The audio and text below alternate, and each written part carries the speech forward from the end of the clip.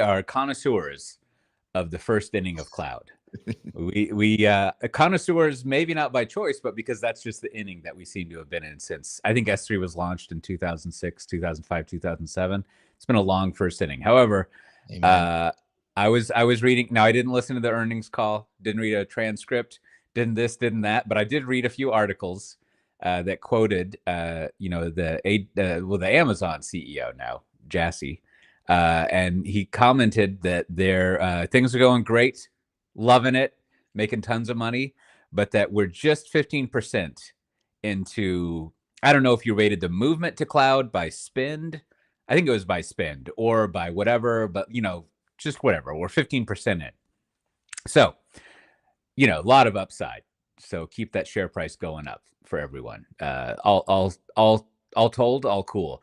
However, now you might know better than I do. I had to go look this up, but I think baseball has 9 innings, right? Unless there's overtime, in which case there's 10 innings. Which is called extra innings in baseball, not overtime, but go on. Okay, sure, great. And now also I can't do this kind of math, so I asked, or I did a math of like, what is 1 of 9? What percentage of 1 is 9? And it's 11.11 repeating percent. So if we're I want to make this announcement. This might be the first time globally, worldwide, low Earth orbit. If the first inning is 11% into the game, that implies the second inning is 12% into the game, like the start of it. And if we are 15% into public cloud, we're in the second inning. Like it's finally happened. I like it. You could even go so far as to say we're maybe in the top of the second inning. So Whoa. like, okay. I know, Cote, I know your thing. It's sort of like, so basically each inning has 2 halves, and they call and because this, I think, goes back to like the way on a scoreboard, if you look, like there's like the home team and the away team. So like the home team always bats second. So anyway, so if you were looking at it, so you would say the top.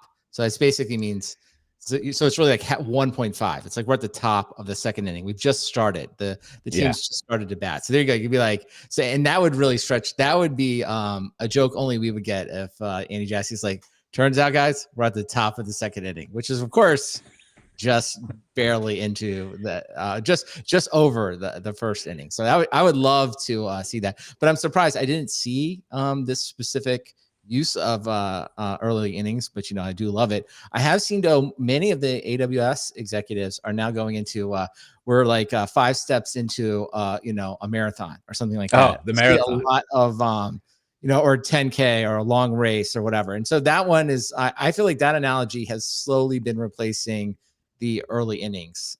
But whatever people want to use, we're good with it. Use your the appropriate sports metaphor as needed. And so second top of the second inning. I like it. Now is there a middle, or is it only top and bottom? It's really just top and bottom, because the middle is just like when they change, right? So it's just sort of like, although I did, you brought it up, I was like, oh, that there isn't, at least I don't know of like a way that's usually conveyed, but I was thinking the same thing. It's either in the top or the bottom of the inning for the most part. So extra inning. We should send Jassy a note and be like, hey, this is exactly what, because again, like, we know, especially at AWS, precision metrics are important. So I think us kind of going in is like, we've run the math. Turns out top of the second inning, exactly where we are. And I was a little concerned that maybe, what if you had, as you call it, the extra inning. So what if it was elongated? I'm gonna walk you through my thinking before I realized part of it was wrong. So if 1 inning out of 9 is 11.11 repeating percent, right? We got that. Now, however, if you went into extra inning, which non-sports people might call overtime, now you've got 10 innings, and that first inning is actually 10%, which is still 15 is still greater than 10%. However, this got me thinking. Now, at right before, I don't know, the last second of the night, let's see. The final out in baseball, it's not time. So the final, before the final out in the ninth inning. Before the final out, right. We didn't know. I mean, I guess you could kind of do it, but you didn't know if it was going to be a 9-inning game or a 10-inning game. And then do you retroactively, does that 11.11 repeating, does that become 10%? or is this some fourth dimensional math thing? No, I Because think it like, would. I think it would become the top 10% then. And I think to really stretch this analogy till or beat the dead horse, as they say, I think what we could say, and maybe we'll give this one to AWS for free. This is some free consulting. What they could say is to be like, not only are we in the just in the first innings, but with the advent of AI and all these new changes, we see this game likely going into extra innings, right? It's sort of like changed. It's not just because it's no longer about just getting your workloads in the cloud or modernizing your workloads in the cloud. Now the extra innings is like, whoa, you got to go out and actually do some AI and use the LLMs, and that's really going to extend this game for a I long see. period of time. Which I have to say, I think it's something they would probably latch onto. I think they would agree with that. And this means they're gonna bump the local news, right? Isn't that what happens? That's right. Going to preempt the local news, and we're all going to watch more baseball. It sounds like so. Yeah. All right. Well, good. I'm glad we got that cleared up. Now, the other thing I wanted to maybe you've got a handle of this, but like now that we know we're 15% in, like I feel like we can start doing some spreadsheets. Like we can figure out and play around with some CAGRs, right? Mhm. Like because again, I feel like I should have looked up when S3 was launched. I think that was the first cloud thing. It's mid 2000s. Right. So I think you know that's I can't do math in public this fast, but that's a while ago. And so like the growth, I mean, 15% is a lot of any market, but I think it would be great to do some Horace Dejuing here and compare it to like, what was the growth of like the Apple II or the Mac, the Commodore, what was the growth of the iPhone? Like when we're talking about growth waves here, like what kind of growth are we looking at and what might we project into the future? And then we could also load in like all sorts of other things. And I think we could get a sense of like the rate of public cloudification. Now, the problem there, and I'm no forecaster, but of course, like the problem with these kind of growth rates is like you assume there's an acceleration in the what do they call it the out innings? What's the later innings called? Well, the extra innings, right? I guess you could say, Well, just like how would you describe oh, toward the end of the seventh game, like I don't inning know. It's sort seven? of inning. I think you would just say inning seventh. I guess yeah, Yeah. late innings is probably good, right? Late in the game. So things get fast. I don't know, but I feel like we could come up with something here to get a sense of what's going on. Because the other thing, I'm always interested in like how much where are the workloads for anything, right? And I think we're still at like, I mean, 15%. I think the charts I've seen before from IDC are that workloads there's more than 15%. So I think that 15% is revenue. I'm not sure though. It's confusing. But I think if we get the CAGR, we can figure it out. We can Yeah, kind well, of I've said, get a sense of what's going on. I've often said, and we can go through it because there was obviously cloud earnings this week, but I've kind of said the number out there would be, 1 trillion in annual revenue spread across all the public cloud. Yeah, yeah. That's sort of like to me, you can debate that, but I would say that's sort of like within our career spans and within our kind of stuff that we're thinking about. That's really the total addressable market. And so, roughly like we saw this week, Amazon came out and said they're at a run rate of $100 billion a year now. So they made 25, AWS made 25 billion. So you kind of add everybody together. You had AWS is 100, and then you take some liberties with AWS, with GCP as well as Azure. And so you're getting yourself at like 150, 200, billion dollars of like annual run rates. That's where we are today. And it's like, how long will it take us to get to a trillion? It's probably, it depends on the growth rate. Probably, the next 10 to 15 years, it's going to be happening. Although, and kind of your original question is like, when you start to get this long, and we've been doing this. So to your point, AWS was launched in 2006, and we used to say that was 15 years ago. Now we're getting close to being able to say that was 20 years ago, right? So 20 years in, or I guess 18 years in, we're at 200 billion, right? So it's like, okay, you kind of start working the math. It's like, okay, in 18 years from now, are we going to really quadruple that? Are we going to be, 4 times the spend? That seems like that'd be a pretty big growth. Yeah. And okay, and so if we're 18 years in and now it's the top of the second inning, right? and if we could assume like let's be favorable. I can't do this kind of math as fast, but like maybe if the growth rates I don't know, is 20% reasonable? 10%? Like, I guess we would have to look and Mhm. see what growth rates are. Then somehow, like, we can do a 30-year mortgage estimate on this. I feel like I need some sort of compound interest here, but you could project out if your target is well, we should use the TAM that Jassy went over because I think also in his statement he was like, we're only 15% into the whatnot, you know, IT spend. So that's kind of like your TAM, and you can throw in some inflation adjustment as you go there. Yeah, But so just to kind of cut to the end, we so could I think figure it's it out. 10 years at a growth rate of 20%. If you're going from 200 billion to a trillion, you're looking at a growth rate of 20% over the Mm. next, which did the cloud vendors sort of like move around. I think it's not unheard of going forward, but it's probably as the numbers get bigger, it will be harder and harder to meet Right, the because it growth. also plats. Well, it might plat. I mean, as you, it's almost like a Zeno's paradox of like emerging markets is like as you get closer and closer to the top, and not in baseball terms, but the TAM maximum, Mhm. you usually plateau out on adoption, so growth rate will slow because Right. there's less and less people who are going to be buying it. So like, I mean, at some point your growth rate like almost stalls out because there's like, you know, 5 banks who haven't purchased your stuff. And Absolutely. and Well, you like just all you're can't. doing is going after those banks. And then also you've got to survive like private equity, declining share price. So like it's probably even before that, there might be like 20 banks left who haven't bought your stuff. Mhm. And so like things get weird in the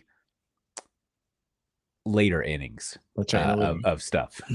Well, I think, the number of people often throw out, I know you know it, Cote, is like, I think the total IT spend from somewhere I looked up was like 4.5 trillion, right? That's like, Yeah. so that's like everything. So, you're always, you know, trying to figure out if you're looking at these, like, and especially when looking at earnings, it's like, well, what percent of total IT spend can the public cloud get? Now, of course, the cloud vendors would say like all of it. They'd be like 4.5 trillion is the ultimate thing. But it's like, well, I've always looked at it and been like, if you got to a trillion, that would be pretty amazing, right? Pretty And of course, sweet. like, yeah, and of course, as time goes on, like there's, you just can't anticipate all the different types of changes, right? So like something may, I know this is like probably the craziest one is like, you know, as computers quote unquote get faster, right? Is there ever a point, it's almost like the DHH kind of mindset. It's like at some point, does it just get to that it's actually the computers are fast enough that for most of today's workloads, there'd be a better, cheaper way to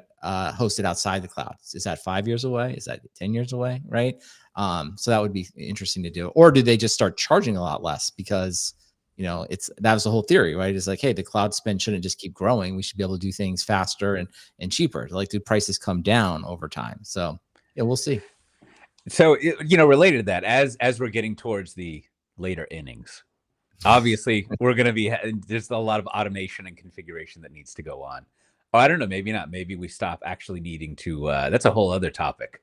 Like, how long is this infrastructure madness going to go on? Can't we just have a SaaS? We'll find out. Maybe low code will rise up, and we won't have to worry about YAML anymore. We'll just worry about you just use Markdown to describe what you want, and it'll be cool or something. But like, I had an interview with a friend last week, and we skipped over talking about IBM buying Hashi, which is rumored at first, or HashiCorp, I guess, and then confirmed.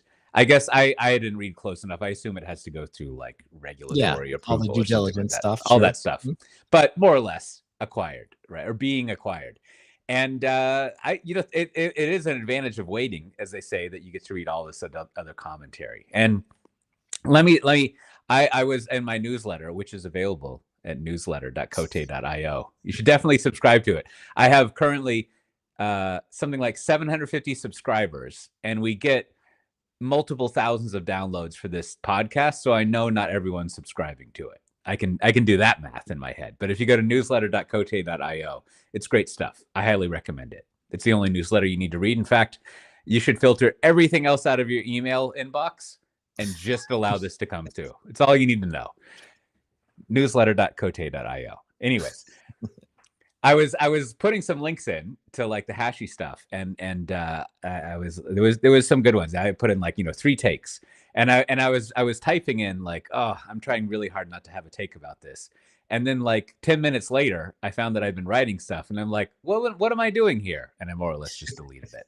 Right. Like that was my whole thing. I didn't want to have a take. So like, it seems like I think there's two, I don't know, maybe three interesting things running around in my head. The first one, and I'll just get to it. I think, you know, Phantom co-host of the podcast, Adam Jacob, he had a long tweet thread, which is great. And at the end, I think his best take was basically just like, congratulations to all of them. They built up a huge company and brought all this value, all this stuff, which I think, he's always not always, but I feel like he's often the only person out there saying that, like, remember, acquisitions are made of people, right? Like, and these companies that were people there, and as far as I know, this is way past my time of doing anything but PowerPoint, but Terraform seems really valuable. I think it's like, that's the way that you can install Kubernetes the hard way, as I recall. So there you go. If it weren't for Terraform, maybe we wouldn't be here with Kubernetes now. Seems like it's really important. People love it. So great. They've done that.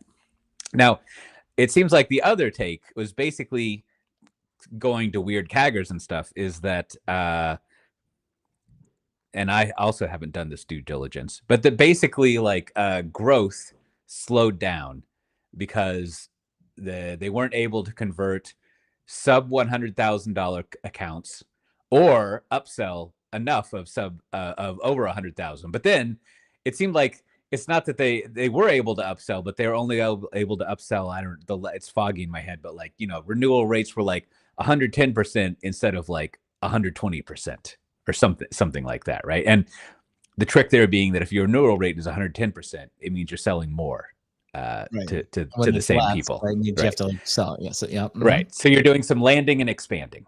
And so this gets to my usual thing of just like, oof, being a public company is rough, because it's like you're successful, but actually you're not, right? Like you've got some problems here because people expect you to be more successful. And now there's of course a third thing, which I think is a more frequent topic, and I think maybe Brian over on the Cloudcast kind of, because he works for Red Hat and IBM's acquiring them, I think he successfully went through the gauntlet, as I have not even braved many times, of talking about an acquisition that his company is doing without talking about the acquisition. He did the good trick of generalizing to open source, which was great. It's what you got to do. It actually gave me some thinking about how to do that kind of thing myself. But I think, as he pointed out, and I feel like he's finally convinced me, I think we just need to finally write, you can't sell something that's free. And that's the analysis of open source software. That will be my Monktoberfest 2024 talk. And I will give the other 29 minutes and 45 seconds back to you to enjoy the coffee and the oversized donuts. Yeah. Yes. I think you hit right on it. I mean, it's like, as everything in life, it's just about expectations. And I think, some of the numbers I pulled here was, HashiCorp in 2021, kind of, I think that was shortly after they were public. They were valued at $16 billion. 2022, they were valued at $5 billion. 2023, they were valued at 4.6. And then they're going to exit, at an acquisition price of around $6.4 billion. And so what it comes down to is just what you said, is like, I think it's all about setting expectations. HashiCorp, at least initially, came out and said it was going to be a growth company. It sort of presented a story, or at least, propagated a story that it could, grow for a long period of time. It could grow into being, worth tens of billions of dollars. Ultimately, that did not happen. I would argue that like they then kind of got stuck in, like, I've seen this so many times. I've experienced it not to this level, but certainly seen it personally, where, you're just sort of grasping at straws. It's like, what should we do? Let's change the license. Maybe that'll make us more money. No, probably not. Let's, what we should do? We should rebrand. We should put everything in a brand new, if you will, a marketing message. And that's something they call it the infrastructure cloud. And let's like put it all together, and that's going to make us grow. And that was recently announced this week. And like, again, probably not. That probably isn't going to have some magic changes. And so I think they just found themselves in that dilemma, right? Of like, okay, well, we're in a really difficult position. We're not going to grow. Our investors who got in at these other higher rates want us to grow. If we don't have an answer, then the best we can do is maybe let's get as much money for this company as we can, which makes sense, right? I think that makes sense. Like selling off to IBM makes sense. It can become just another one of the many software companies that kind of exists within IBM. IBM will be a good steward of it. They'll invest some of it, some into it. And obviously the sales and marketing can be spread across all of IBM. So it'll be one of those things where like, I'm sure the people that go in there there's usually like a 5-year acquisition plan, like, business case Cote, and there's usually at IBM like a 2-year integration. And there'll be a lot of like meetings. And I'm sure like people that get acquired will be like, the problem is IBM doesn't invest in this anymore. They're not telling us the story of Hashi. They're making us like be part of the bigger story, and we don't have direct sales and marketing anymore, and that's the problem. We're not growing. And it's like, I'll just tell you, the answer is no. The answer was like, that's not the problem, because otherwise you wouldn't have sold, right? IBM is sort of, if you will, putting you into a portfolio and sort of applying their scale to you and allowing you to continue to make money, but without having to spend as much cost on that. So a bunch of those people will leave the company. It will slowly be integrated. And much like we don't really talk about WebSphere and many of the other companies that exist at IBM, it will go on to be like a nice annuity business that will throw off money for a long period of time. And what you said before, people still really like Terraform. We've talked at extent about OpenTofu. We'll see what happens there. But if nothing else, the enterprise customers that want to continue to pay for Terraform will have a nice big home at IBM where they can pay for it. In fact, they can roll it in their ELAs, and life goes on. So that's sort of, how I see it going. Yeah, and I think that last part is valuable for the business. Is what the business angle is. I don't know. I think I had 2 little thread commentaries in our Slack channel, which you can join if you go to softwaredefinedtalk.com/Slack. And I think you and maybe also a few of the other listeners, maybe even Brian, kind of like just calm me down from my thinking out loud. But one of them, I forget if I put this in there, I was just dreaming it. But like, I think maybe if at a certain point, if you want to be a open source based business, you have to be part of a giant tech company. And some of that comes in through like what you're saying is you become a feature is the wrong word. You compliment almost, right? You become part of a suite of things like a platform, right? So, and it's not, those aren't quite the right words, but it's sort of like, it's like you are an otherwise free food item on a buffet. There we go. Maybe let's try this one out. So you go let's say something crazy happened. We also saw that Red Lobster is suffering because they were giving away too much shrimp for free. They tried to raise the prices. They didn't change the shrimp licensing, but they just tried price increases. Right. But let's say you're here in Europe, and not in Europe. Let's say you're selling hamburgers, right? Mm-hmm. Now, in an American restaurant, the ketchup is free, right? Like you just get big pumps with ketchup, mayonnaise. If you go to someplace like Hat Creek in Austin, you've got like 5 different types of sauces. Yeah. It's all free, right? So you go to an American hamburger place, you're paying for the burger, you're paying for the fries, you're maybe paying for a drink, but the ketchup is free. So if all of a sudden Hat Creek is like, we're going to start charging for these condiments that were previously free, it just wouldn't work. People would be like, well, I'm not going to buy the condiments. Fuck you. Right. Now in Europe never open sourced the condiments. You pay for condiments here. No free condiments unless you go to Five Guys. So I think maybe, and I already feel this analogy is breaking down, but I'm just going to power through it. I feel like maybe what's going on here is that like they're trying to sell these free condiments, but now imagine that IBM is more like a big burger buffet. And so IBM has burgers and hot dogs. You pay one entry fee and you go into the burger buffet and you can eat as many as you want if you pay this big fee. And then like, it's not so much that the ketchup is free. It's included in the price of everything. And then of course, back in the kitchen, there's all sorts of arguments about like, hey, everyone comes for the burgers, so we're going to get 70% allocation of the revenue, right? We are the ones responsible for 70% of the revenue. Frankly, it should be 90, but hey. We're doing you a favor, French fry person. We're doing you a favor by giving you 10%. Right. Whereas like the French fry people are like, in case you forget, we had the best French fry shop in Amsterdam, which you acquired, and you got our recipe. And that got you out of a burger doldrum for 10 years because people were like, you got to have the great Amsterdam fries. So and they're like, all right. You get 10% allocation, fried people. And the fried people are like, ooh, but really they're like, ooh, thank God. And then, you go down, you got the pickle people and, the you got the pickles. soda people who are like, you wouldn't even exist. Like, how would people finish these things? So they can't finish off their drinks, right? That's They true. wash I it think, down, I think, right? I think in this analogy, the soda people are like the mainframe people. They're like, I don't really care about top line revenue. Like what I'm giving you is pure profit. Pure profit. So, they're like, look at whatever. this margin. Look at our 99.9% margin on our soda here. Like, look at you, Mr. Burger Fry person. You're only getting 50%. The mainframe people, they just are on a different like comp and bonus system. Right? They got their own thing going on. So, and then finally it gets down to ketchup. And ketchup is like, they got to argue like what their allocation is or whatever. But the point is, if little packets of ketchup were to go to the street corner or the side of the street and try to sell ketchup on its own, everyone would be like, why am I going to buy ketchup? I don't want to buy ketchup. I'm hungry. But now you're part of the big blue burger buffet. And I really snuck that alliteration in there. You're really part of the big blue burger buffet. And, people are buying the ketchup because it's all bundled into the main thing. And I don't know. I think maybe that is the kind of the end state of good, successful open source is that it's really hard to have an independent business. And so even like the example of an independent open source business, Red Hat, eventually eventually you're part of the big blue burger buffet. And you're kind of all wrapped up into that one price, and it's fine.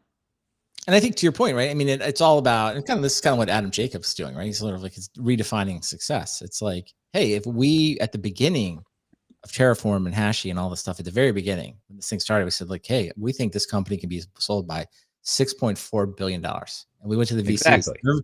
Everyone would be like, that's incredible. You'd be one of the biggest success stories ever in open source. Sure.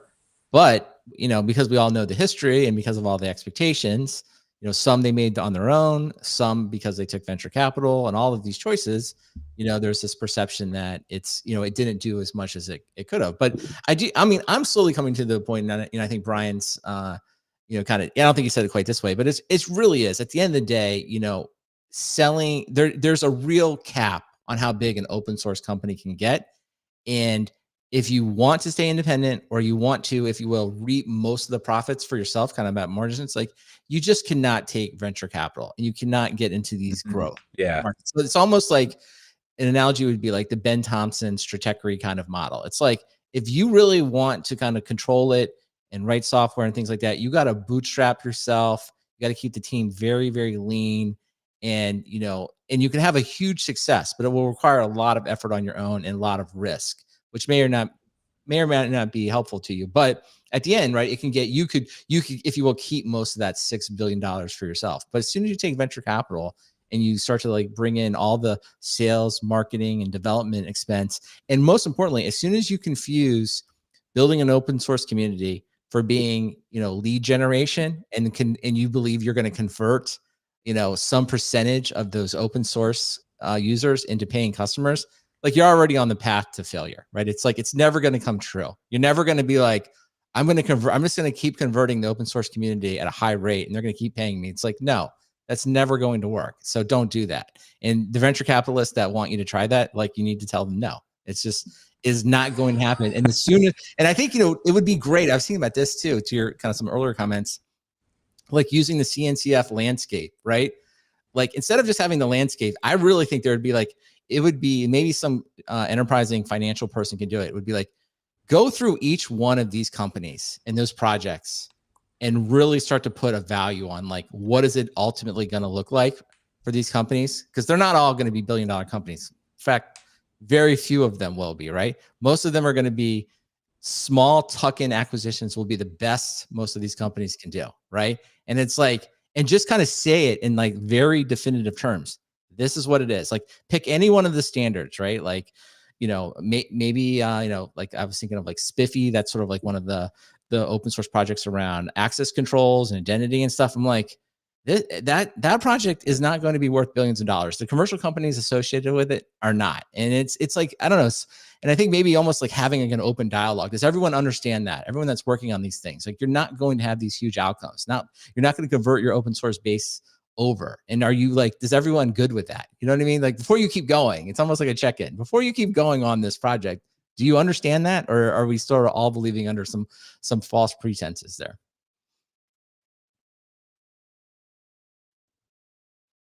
I think you're on mute, Kote. I think I'm trying to have this week, and maybe last week, I've been trying to have the following thought in my head without it being cynical. And I'm trying to, I'm always trying to be more positive in my life. But it feels like if you've found an open source business, you're only doing it towards a cash out, right? Like not for like a long-term sustainable thing. Because eventually, like, if you found the business, if it does get purchased by someone, you are going to become wealthy and you're going to want to like leave, probably. I don't know. Maybe there's a few like founders who stick around and they keep doing stuff, but it's almost like, and then you couple that with what we were just saying, that it's difficult, in contrast, just whatever, like Michael Dell is still at Dell, right? Not an open source company. in many ways. I mean, it's a hardware company, right? And so like, and a lot of the, at other companies, there are like long serving multi-decade executives at those companies, right? But I feel like a lot of, I don't know, open sourcey companies, like, are there, like, even with Red Hat, I wonder like what the longest tenure of people at Red Hat are who are like executives, right?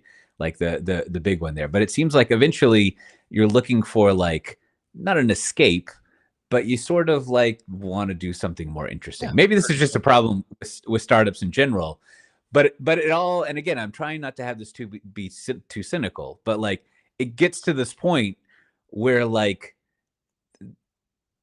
I think only really big companies can quote unquote do an open source business, because otherwise what you're doing is you're just sort of like getting some venture funding to gamble, you're gambling on yourself, but to hope that there's some big cash out event, in which time you pass it on to one of those big companies anyways, right?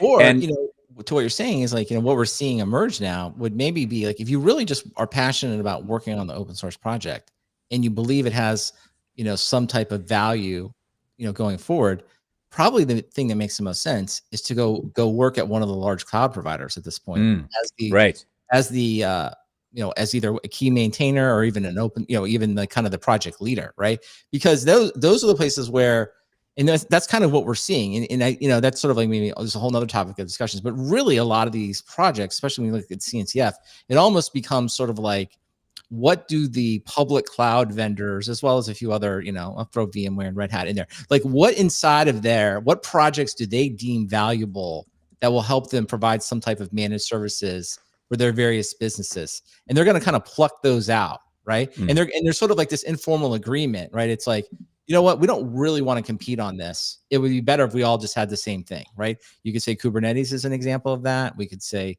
Hashi to some extent. I'm sure everybody at Google, AWS, and Azure, like they're probably very happy. Like, great, IBM owns it. IBM's really not a direct competitor anymore.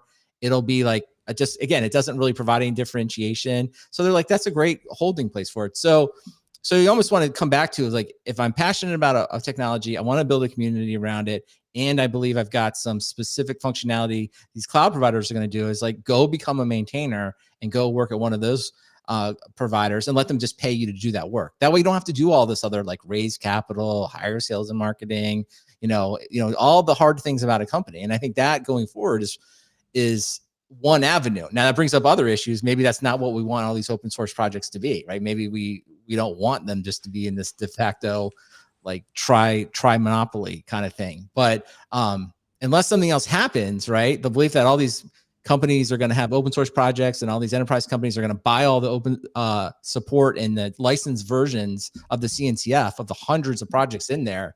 It's like, that's not going to happen. It's just not going to happen. I like where you're going with this, because it's making me realize my framing. You've corrected my framing. I like your framing better, which is the focus should be, as always, Brandon, you want to focus on customer value. Of course, absolutely. Every junior, little MBA minded person will tell you that. Right. Customer value. So, which is to say, the sustainability of open source. That's what the question is, right? Like, the business, whatever, right? Like, that's business is last thing on a customer's mind. As we know, the customer is always right, except when it comes to pricing. And yes. And so, but if you want, this would be you could kind of figure this out, like by, I don't know, scientifically is the wrong word, but you could do some kind of surveying of history and say, what are the top 40 sustained open source projects, right? And, I don't know if it's fair to have, like, the little thing where there's one maintainer, although that would actually be a good, you would have to have that in there too. You want to see, like, if you look at the top 30, 40, whatever open source projects, the longest lived ones, like, how have they sustained? Do they have independent companies that are only dedicated to that, or are they just part of your, the top 5, 6 cloud companies or tech companies? Right. And therefore, like, my theory would be that what you're going to find is that if you, as you were just saying, if you want to sustain open source, achieve customer value, then it basically has to be at one of the big companies.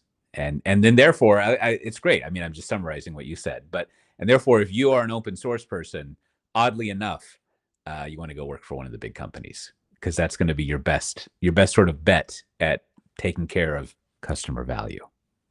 Yeah, I think so. And I've been thinking kind of, I guess, a different way to think about this whole problem would be like, for the next person that's going to start like an infrastructure software business of any kind, right? Like, and maybe Adam, Jacob, and others are kind of doing this, but like, don't actually start at making it open source. Actively don't be like, I believe we have a customer value a problem. We believe this problem is solved, can be paid for, and start that way, because it forces you up front to really go learn whether or not people will actually pay for it. And if you wanted to, for example, you could have a free tier, be like, I'll have a free tier at this level or whatever, right? For some period of time. But like, you sort of want to chain yourself to like, no.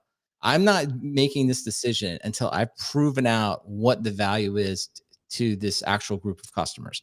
And then at some point, once you've done that, you could say, well, turns out I can't get anyone to buy it, right?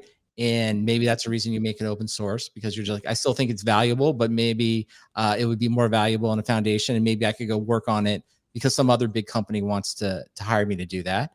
Or, you kind of go through the process of like, well, you really do learn what's valuable, and maybe even learn like which segment is valuable and what they value in general. And you say to yourselves, well, I'm going to carve that off and I'm going to sell that going forward. And I've decided proactively that I can actually open source this other part of it, which I think is going to be really useful. Like, I think monitoring kind of does this by default, right? Like, there's not like some big meeting, but like, there's kind of like, hey, let's all just use the same monitoring data. Let's use the same agents. Like, there's so many. I think, Matt had somebody on here. I think it was, open telemetry.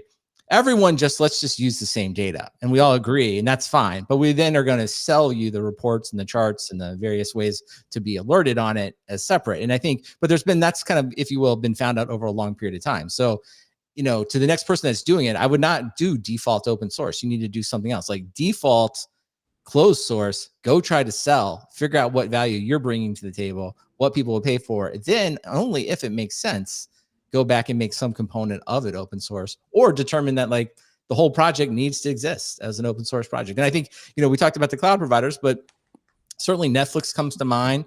Lyft comes to mind as companies that have developed, infrastructure components that were not core to their business that they open source as well. So that's another thing to do, right? If you can invent it inside, and those companies don't care at all for the most part. They want open source because they don't have to maintain those things. But like, I think again, like, you got to go through all these decisions at the very beginning.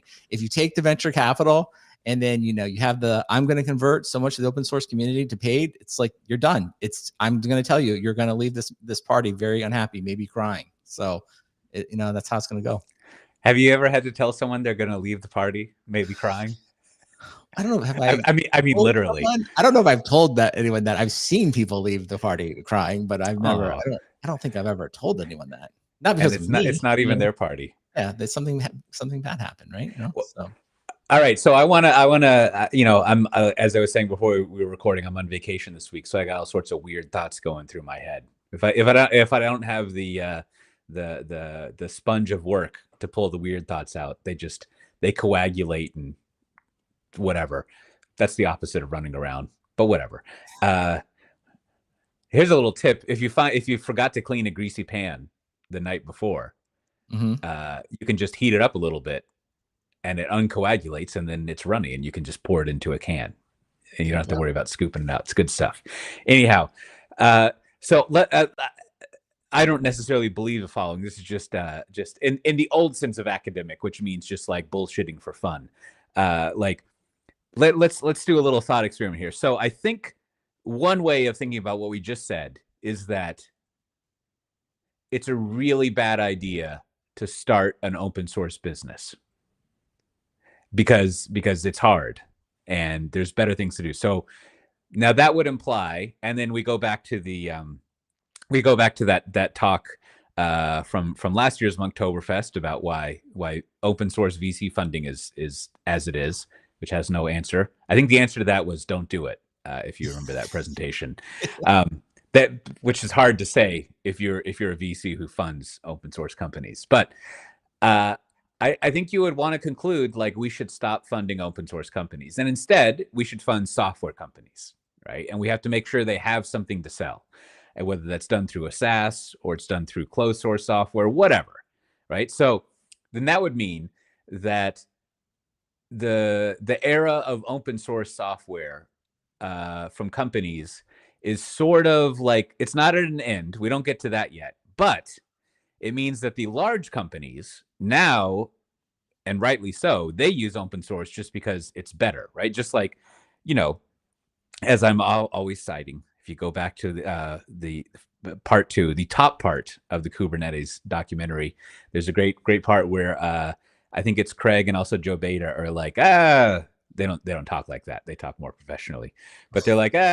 we couldn't, Amazon was rough and we couldn't get, we weren't selling Google App Engine. So we needed to figure something out. So we decided to go in and basically, this is a different use of open source than when Spolsky wrote up this commodifying complements, but we wanted to standardize how infrastructure was done in cloud. So Amazon didn't have the proprietary hold on it. And I think it worked, right? As I'm fond of tracking, like by no means do all workloads globally and in low Earth orbit run on Kubernetes, but it's what everyone thinks.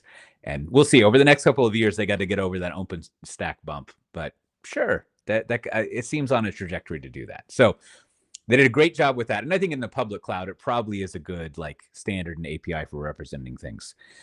So you have the big companies, as you were saying, coming together, and they're basically like, it's better for all of us if we have a standard, sort of like, screwdrivers. It's just like all of the different screwdriver companies are probably not like, we all have our own proprietary screws that don't work with the other screwdrivers. Or like, if you're a bread company, you're like, we don't really have,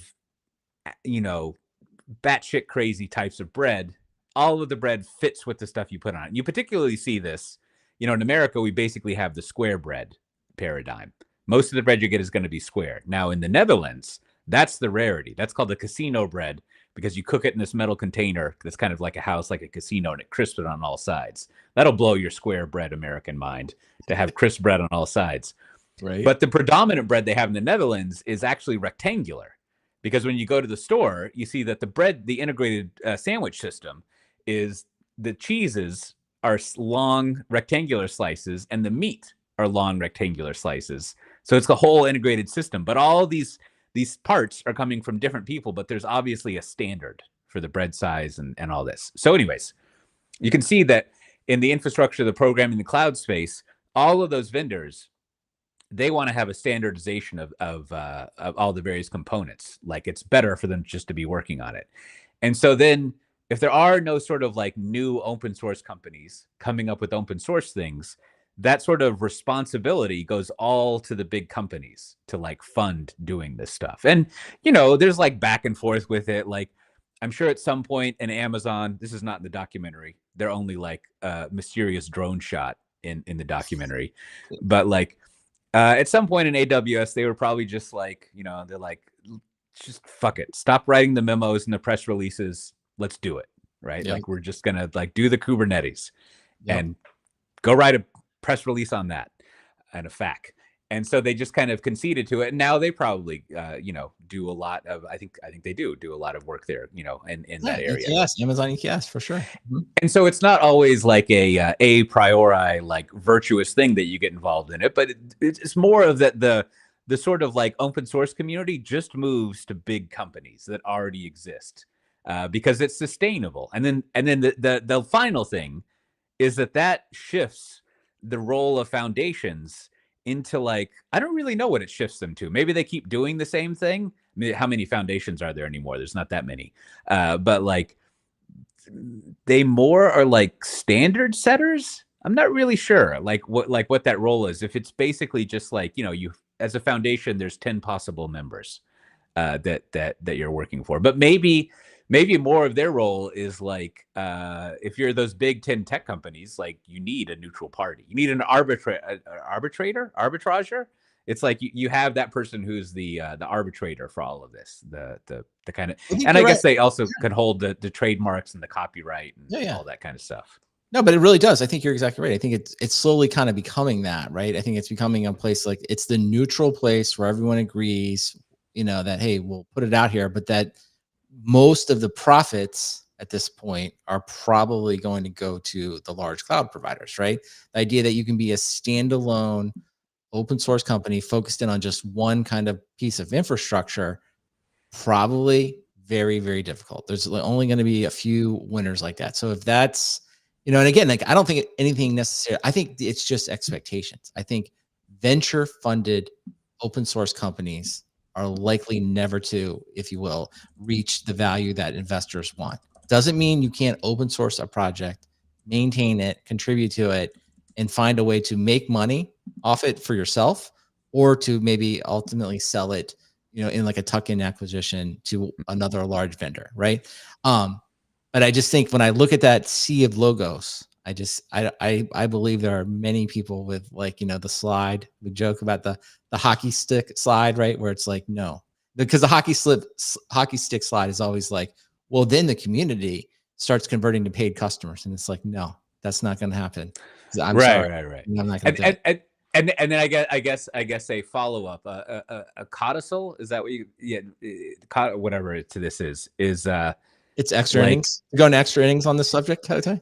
This is the extra inning. That's right. That's right. Is I think, and so if that sort of thing goes true for the most part, if there is an open source startup, the only point of that startup is to be acquired by a large tech company.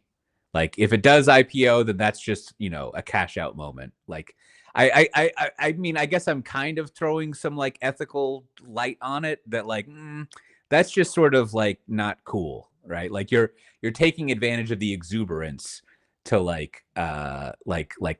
get some money. Like as an example, I've been sorting through, you remember COVID, like my everyone's houses in COVID went up in like, I feel like 180, 200% value, like a lot, right? But then nowadays you go look at those values and they're more or less back to where they were.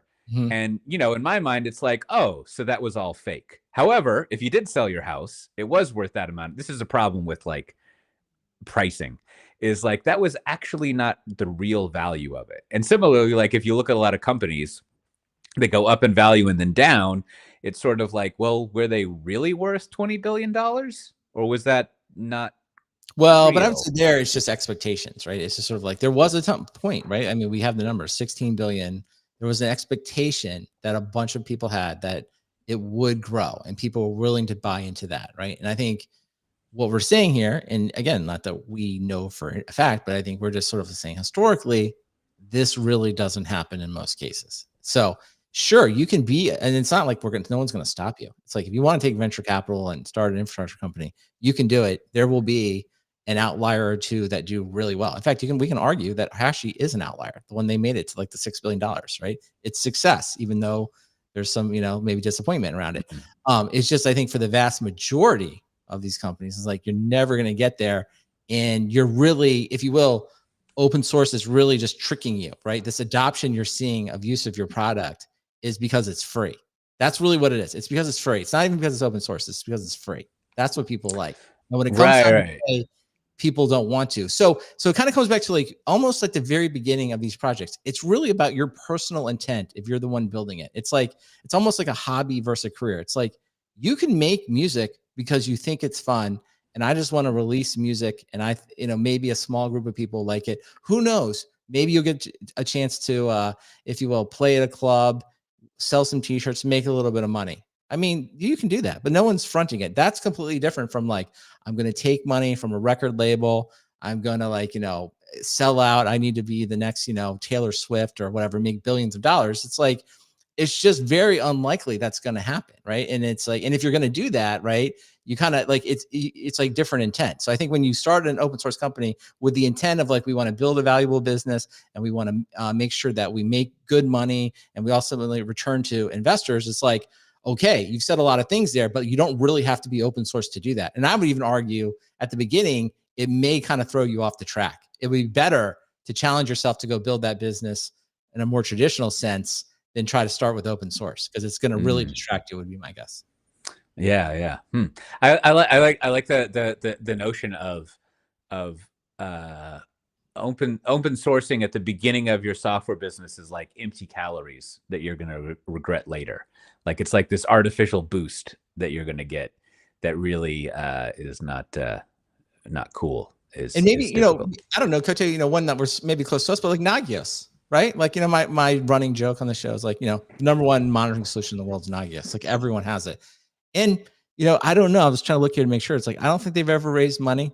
They have some commercial solutions. It's out here, but it's mostly just a project. It's like people keep it going.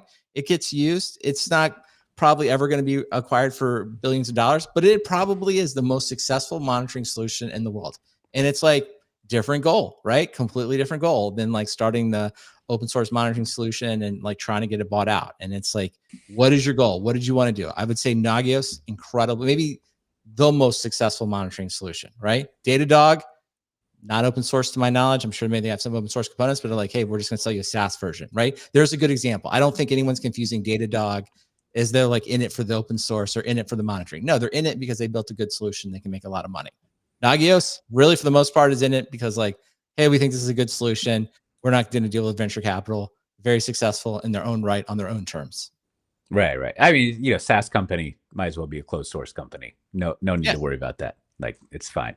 Like you've actually got something to charge for that's proprietary, closed, only available from you for a price. And really, it seems like to me, it's like if you're having this conversation, if we're having this conversation at the beginning of a company, it's like probably this is the first question. Is like, can we build this into a SaaS company? If the goal is to take venture capital and make as much money as humanly possible, can we do it that way? Is there a way that we can do it that way? And if the answer is no, then go back and like think some more. But if the answer is at all yes, that's how you should start. Start it that way, right? Because that seems like it's going to give you the path to value. And I think we outside of infrastructure software, we don't see this stuff play around or kind of pan out the same way. It's like Salesforce, for example, pretty much always been a SaaS company, right? Like all the companies in the world pretty much need CRM. And I guess there is Sugar CRM, but like it's dwarfed in comparison to Salesforce, right? And it's just like there isn't like a whole bunch of people that are like, oh, I'm not using the CRM system because it's not open source. And this applies to all business software. And it's like, well, if the goal is to make money and you want to just provide value, then like, in business applications, we don't worry if it's open source at all, right? Someone builds a good solution, maybe we use it, maybe we don't. And I think it's secondary if the source code's available. Yeah. Well, what was I think that, so this, I think we figured that one out, Brandon.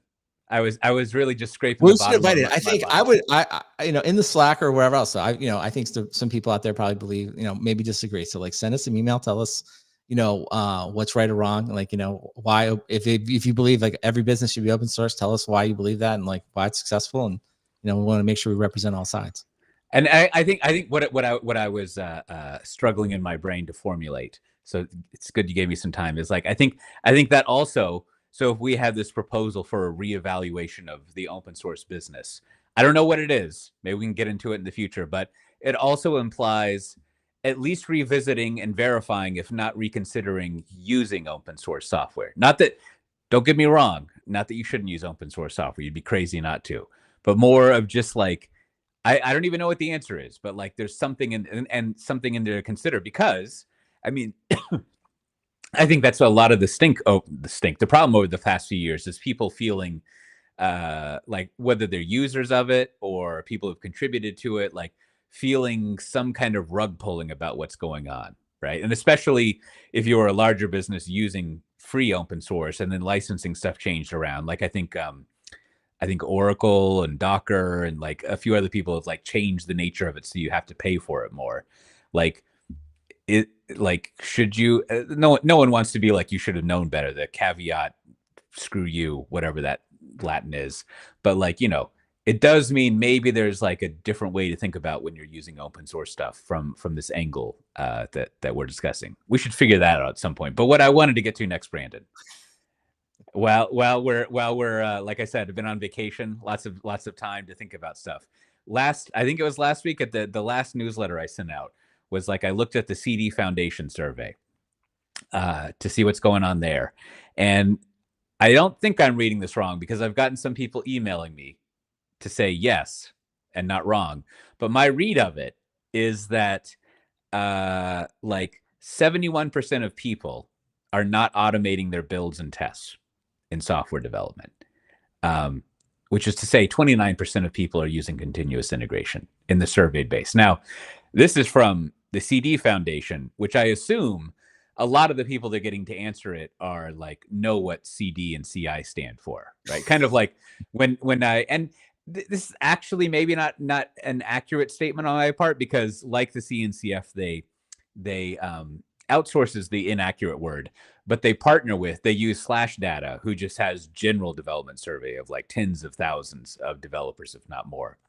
So I think what they do is they go to Slash Data and they have them take as we used to say in the Red Porsche days of M&A, a cut of the data and kind of pull this out. So I think it's pretty general, like developers, not just people who would, for example, I bring this up. I'm thinking way too much about this, but like, the they put out a call to do the various DevOps surveys, and the DevOps enthusiasts are going to go there, right? Mm-hmm. So you probably have a lot of their people who are DevOps enthusiasts, which is fine.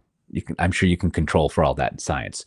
But so this seems pretty genuine, but I feel like, I did a little bit of the math, and I think like maybe like according to Wikipedia, Grady Booch proposed the term continuous integration in 1991. And then as I recall in extreme programming, automating your build was very important. It was one of the key, I don't know, they have 12, 14 principles. And that XP book came out in 1989. And they were probably talking about it a little bit before then. So like, it's been a long time since we've sort of known that automating your build is good, but it seems like we're just at 29%. Let's call it 30. And it seemed, I don't know, like if I think about it too much and I don't have that mind sponge, it sort of makes me think like, what are we doing here, Brandon? If people haven't automated their build. Now, 30% is better than 0% or 10%. But still, this growth rate seems a little troubling. Well, is like something strange is happening? I don't recall that. I'm not sure I saw the exact wording of it. Is there any wiggle room there? Is it like fully automated? Is the answer is like 29% of fully automated everything versus like, like there's some wiggle room where like, well, maybe we didn't do everything, but we automated like most of the stuff, is there so definitely there's wiggle room. There always is, right? Especially since I've been looking at the data. But I did send this to Lawrence, who I worked with at 451 Research. Is it Lawrence Hecht? I should know how to say his name. I apologize. But I worked with him at 451 and he does some analysis for the new stack because I was like, what am I missing here? And he replied back and he was like, well, the most important thing you're missing is that they asked individuals if you are involved in building and automatically building and testing your software. And so he was like, so maybe he was much more succinct, but like what he's saying is like, so you could have a team of 10 people and 2 of those people could be the ones who are quote unquote involved in automating your building and testing. And the other 8 people are like, oh, I'm not involved in that. So that Okay. could be an interpretation of it. However, Okay. if I was asked that question, I would be like, yes, I'd use automated builds in CI, right? Because I would be like, am I involved in it? That's different than adminning it or running it. Like, I guess the question that you want is like, per team, Is it done, does right? that team Just ask use them, like, CI? is your build and test system automated? Period. Right. So let's we could even throw in, let's throw in 20% more for the ambiguity of the question. Right. Right. And still, so then we're at like 50%. That's pretty good. But it also just seems like at this point, if you're not automating at least your build, let alone your test, never mind even like auto deploying to production, that as a developer, as a team lead, maybe even as a manager, it could be even the VP of applications, you're just willfully saying no, right? Like you're Well, just I sort would of say like, I don't know. I would go a little bit different. I'd say it's like, one, it's just another example of the defaults, status quo bias, defaults lifestyle, whatever you want. It's like there is so much software out there today, right? That has existed for a long period of time that's been a certain way that people are very slow to change, right? And so it's kind of like, we talk a lot about Kubernetes on this, but I always kind of say it's like most of the stuff runs in VMs, right? Like even after however many years we've been talking about this, or even the cloud, right? Andy Jassy would sit here and say like, gosh, after 20 years almost, right? We got 10% running in the cloud. Why are people buying all these servers still? Why do we still have this stuff on site, right? And it's like, well, because like there's things are very, very slow to change. So I think when you kind of like take a broader lens and you look at like just take the United States government, all the software that exists in there. I'm sure lots of that software is not automated and right, probably right, won't right. be automated anytime soon. And so like, kind of like it's something I think maybe you guys talked a little bit on with your interview last week. It's like will the change, right? I think the guest was talking about like if we make it sound scary and complicated all the time, people don't do it. And like there's all these things. And sort of a quick aside is, I thought it was funny this week, Edward Norton, the actor, launched this company Zek, which was all about like basically how to present to the like boardroom, right? Basically, and his pitch is to stop doing PowerPoints for the board of directors. And I'm like, perfectly reasonable suggestion. But I'm like, it's not that the software doesn't exist. It's like culturally, right? The way a board of directors wants to be communicated to and the way people want to do it is using a slide deck. And like the fact that there isn't software to change that isn't the problem, right? And I think that's kind of the same thing with this automation. It's not that like people don't know it's not out there. It's just like in a lot of places there's probably not the will to make the change. And if so, Yeah. it can take a really long time. And we probably overestimate when we see successes. We're like, why doesn't everyone do it that way? And we just assume it's so self-evident. It's like, no. There's lots of reasons people aren't going to do it. And I think that's what always is going on there. All right, that's good because I've been trying to turn this frown upside down since I wrote this in the new that wrote this up, and I think you're kind of what I've hit on is that what this means is that there is no end of the thought leadering that needs to happen for the next 10 years or so, right? Like if you kind of like me, like if you're like, I don't know, I've been saying the same thing for like 5 to 10 years, like how to improve doing software and stuff like that. It turns out it needs to be said a lot more.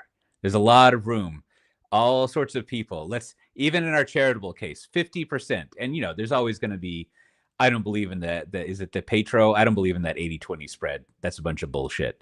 So like, let's say there's 10% of the people, the laggards who are never going to convert over, right? So we're still talking about a solid 35 to 40% of people out there, even if we have that super favorable 50% cut or like, 60, 70% if we're going with the less favorable cut. And so like, you just got to keep going out there and being like, check it out. Well, I think also the way I Agile would say, programming.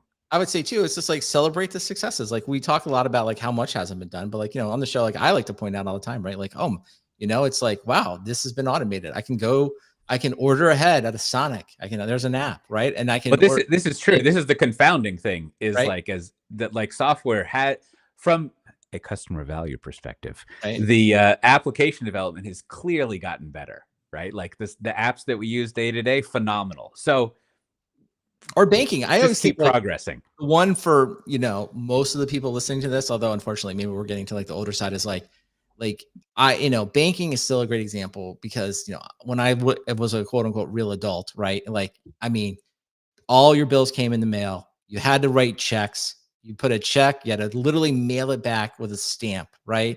And that's how it started. I mean, this is not that long ago, I guess, depending on who you are. This is like the 90s, late 90s, right? And then there was like, like automatic bill pay, right? At least you got your bill in email. And that took a long time. And then you got to the point of like, oh, I could like bill it to maybe a credit card, right? And then you got to the point you could check your balance and things like that. So like when you look over this, like that history, it's like banking is just revolutionized in the like, kind of art, still close enough to like, we saw it happen, right? You know what I mean? Yeah, like what people think about today. So like you see these successes and they happen over a long period of time, but like, and I think, the government's a good example because sometimes we pick on them, but like, hey, at least here in Texas, you can renew your driver's license sometimes online and you never talk to anyone. And it's a miracle. Now, when you go get a driver's license, there's very little automation inside there. So I think it's just like, we just underestimate how long it takes. Right. But at the same time, we should always take stock to be optimistic to your point. Like a lot has changed and a lot of things are automated. And that's what you just kind of have to keep your eye on. I like this. I think this is turning around I think I'm starting to feel that I got a new thing here to talk about for the next 10 years. I just got I got an executive dinner coming up in Atlanta next month. I think I might start with like, let's all start with the gratitude journal entry rather than like the way this stuff usually goes. We all complain about stuff like things that are wrong, but like, hey, what's going right?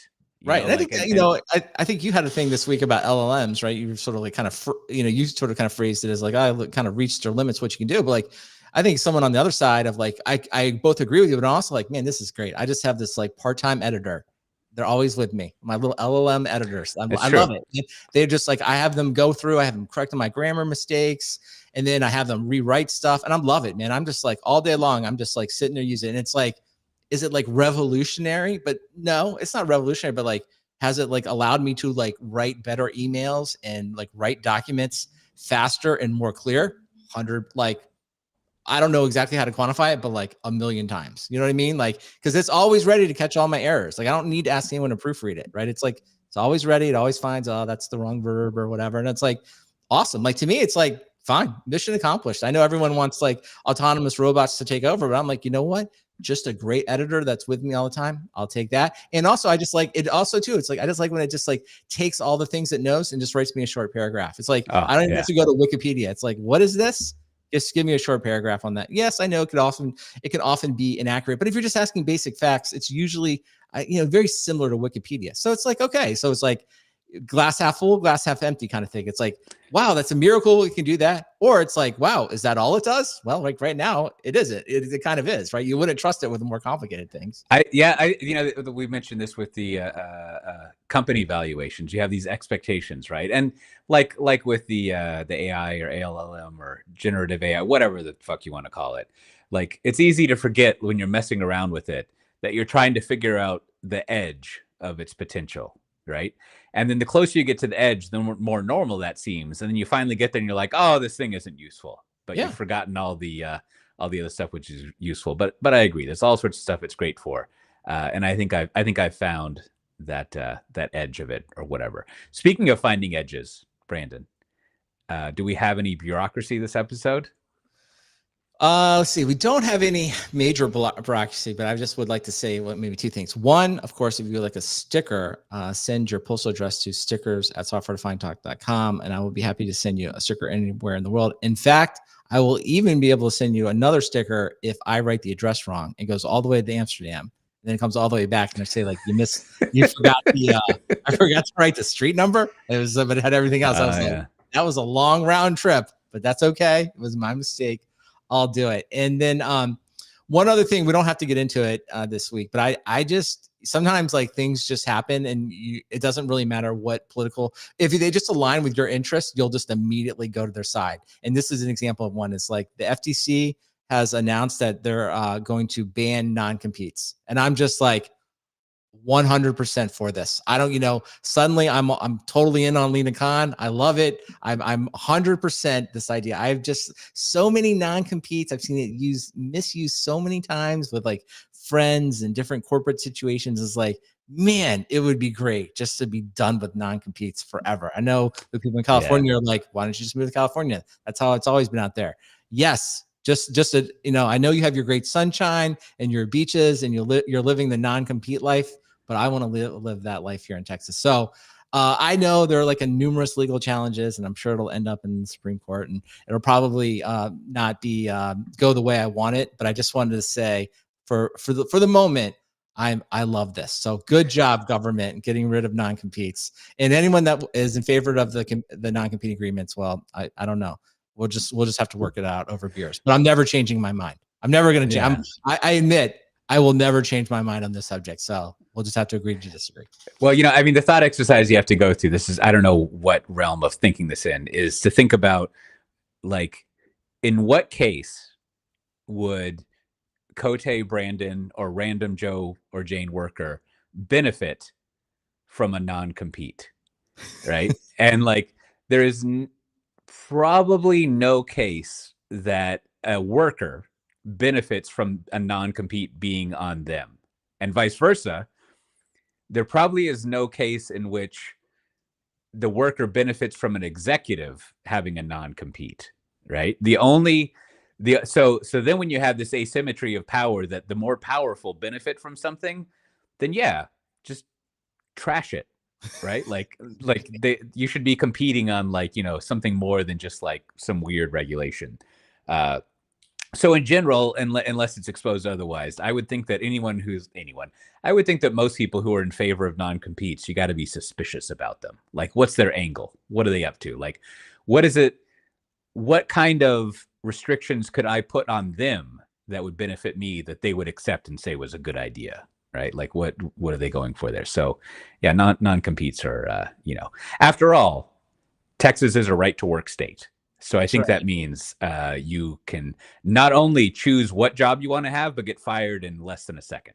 Well, that's all true. But I did see, my, favorite financial writer, Matt Levine, he sort of brought up, he's always good about bringing up some cases. And I was trying to read some things on the other side of it. Like, okay, why is it? But he said, like, in finance, Cote, it's very common to have gardening leave. So it's like, there's non-compete, but then you get paid. Like if the non-compete's like 1 year. And he was saying, it's like, the people in finance, I don't think they're going to be that excited about getting rid of it. And then I was like, okay, now if you're going to pay me to like, just like, I guess, quote unquote, garden, or in my case, I don't know, watch Netflix, like, okay, then we can have a conversation. Then I'm like, suddenly I'm like a little bit right. No, have I ever worked, it's never even been a thought, like, much less that, if you were to ask for it, they would just laugh at you and probably almost dismiss you immediately. I know, like, at a very high level, you can get these things. So, but yeah, for some reason that becomes the default for everyone. I'm talking for the tech workers, for the Jimmy John sandwich makers, for the power washers that are all signing. It's like, sure, if you want to pay us to like just our normal salary to hang out, like, okay, more reasonable, but I don't even think that will ever happen. Yeah. No, I mean that exposes another problem of like pure economical thinking, is just like, well, if you want to put a price on stuff, put a price on stuff, right? There should be a price on everything. And then the price of a non-compete, how much is that worth, right? Like how much are you going to pay for it? Which I don't think happens. Well, that was fun. Non-competes, not non-starters. Well, there's also several conferences coming up. There's the Open Source Summit of North America, which has already passed. So if you can get into a time machine, you can go back and see Matt speaking there. There's probably a recording, so you should look that up. The Open Source Summit North America. I talked with several people who were there. They said it was a good conference. Now, as mentioned earlier, I have an executive dinner in Atlanta on May 22nd. If you want to go there, one of someone that I've known for a while, this guy Tony, who worked at as a platform engineer before it was called that, at the Home Depot. He actually showed up in several of my books. He's great. He has lots of practical experience. He's a nice guy. He's co-hosting it with me as well. But if you go to softwaredefinedtalk.com/465, you can find a link to that dinner. Now, like a lot of executive dinners, it's this pseudo invite only thing where, like, you have to be working at some organization that my company would enjoy having presenting customer value to. So it's not just anyone can show up, but if you work in some sort of like higher level position at a big company and you live in Atlanta, come get a free dinner. It'll be exciting. You can hear me talk about software stuff. Also, there's NDC Oslo, June 12th. I'll be speaking there. DevOps Days Amsterdam, June 19th to 21st. I'll be speaking there, and none of us will be speaking at DevOps Days Birmingham, August 19th to 21st. All of these are in 2004, but I can't guarantee that the dates won't also be on those dates in future years. So with that, Brandon, what do you have to recommend this episode? Okay, I have two kind of small utilities that are maybe not even new to the audience, but they're new to me. One is Markdown Down, which is basically a website you can just, if you will, paste in a URL and it will give you back the entire site in Markdown, which I just think is convenient. So if you're someone that writes a lot of Markdown, or you just want to get the content off a website that's real easy to navigate and edit and read, use Markdown Down. Link in the show notes. And then this other one, I think this feature has been around for a long time.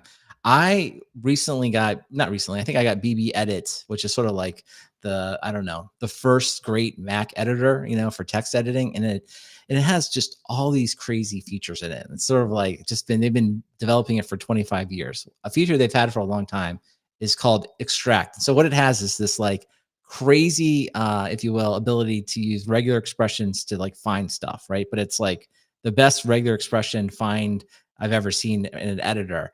And then, and of course, now with the LLMs, you can just have them write the regular expression for you, like write a regular expression that matches this. What you do is you just you get your regular expression built, you put it in the find menu, it will highlight everything that matches.